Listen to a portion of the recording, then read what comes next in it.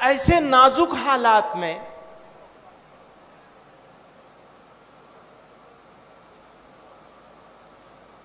ملت کے سرکردہ، فکر رکھنے والے، سوچنے والے، ملک اور ملت کے بارے میں قلیل مدتی اور طویل مدتی پالیسی بنانے کی کوشش کرنے والے ان لوگوں کے وارث اور جانشین جمع ہوئے ہیں جنہوں نے اس ملک کو آزاد کرایا، اور جمع ہو رہے ہیں تو دل میں یہ احساس ہے کہ یہ قدم قدم پہ جو گرد ہے، یہ قدم قدم پہ جو گرد ہے، یہ روش روش جو غبار ہے، یہ خصوصیت جو خزاں کی تھی، اب اس کا نام بہار ہے۔ نہ کروں وفا تو میں کیا کروں، ہمارے پاس تو آپشن ہی نہیں ہے نا۔ آپ لوگوں نے منع کر دیا یہ مت کرنا، یہ کرو گے تو غیر اسلامی عمل ہوگا تمہارا۔ نہ کروں وفا تو میں کیا کروں، میرے سامنے پاس تو آپشن نہیں چھوڑا نا۔ نہ کروں وفا تو میں کیا کروں کہ وفا تو میرا شعار ہے۔ نہ کروں وفا تو میں کیا کروں کہ وفا تو میرا شعار ہے۔ وہی پھول مجھ کو پسند ہے جو چمن کی آنکھ کا خار ہے۔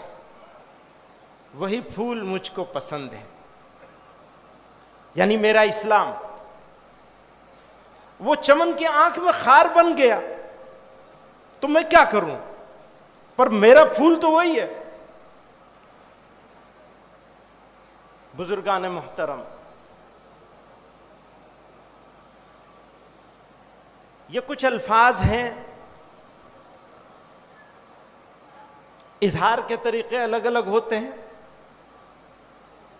میں نے کچھ دوسری طریقے سے اظہار کیا ہے، لیکن یہ سب آپ لوگوں کے جذبات ہیں اور صرف آپ کے نہیں، اور صرف ملت اسلامیہ ہند کے نہیں، بلکہ یہ ملک دوست اکثریت کا خیال ہے۔ یہ ہمارے حضرت فرمایا کرتے تھے یہ ملک اقلیتوں کی اکثریت کا ملک ہے، یہ ملک اقلیتوں کی اکثریت کا ملک ہے، مائنورٹیز کی میجورٹی کا ملک ہے۔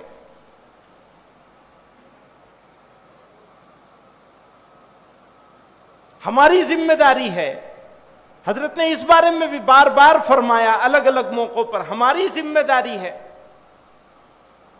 کہ اپنی جیسی اقلیتوں کے ساتھ اشتراک عمل کیا جائے۔ اگر ہم اپنی جیسی اقلیتوں کے ساتھ اشتراک عمل کرنے میں کامیاب ہو جائیں تو پھر نفرت کا مقابلہ کیا جا سکتا ہے۔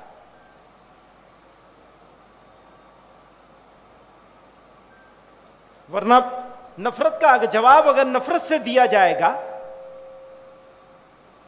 تو نفرت کو فائدہ ہو جائے گا۔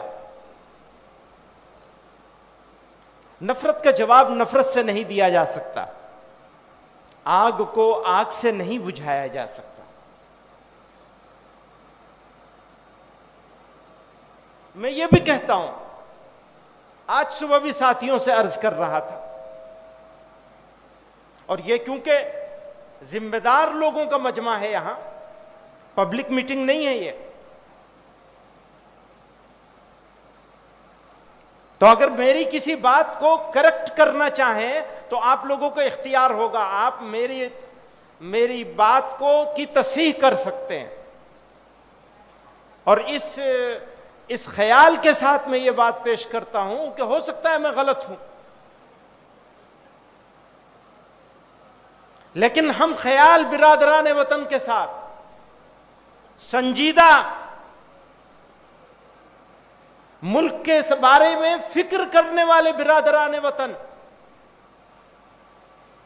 وہ ہندوؤں میں بھی ہیں، سکھوں میں بھی ہیں، اور دوسری اقوام میں سب جگہ موجود ہیں.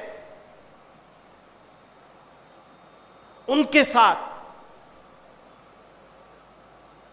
ان معاملات پہ جن کے بارے میں غلط فہمی ہے، اسلام کے بارے میں، مسلمانوں کے بارے میں، عبادت گاہوں کے بارے میں، عبادتوں کے طریقے کے بارے میں گفتگو ہونی چاہیے.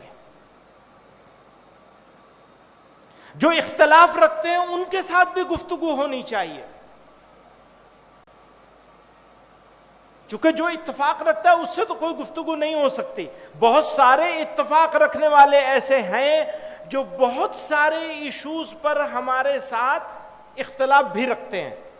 کچھ چیزوں میں اتفاق رکھتے ہیں، کچھ چیزوں میں اختلاف رکھتے ہیں، ان سے بھی گفتگو ہونی چاہیے.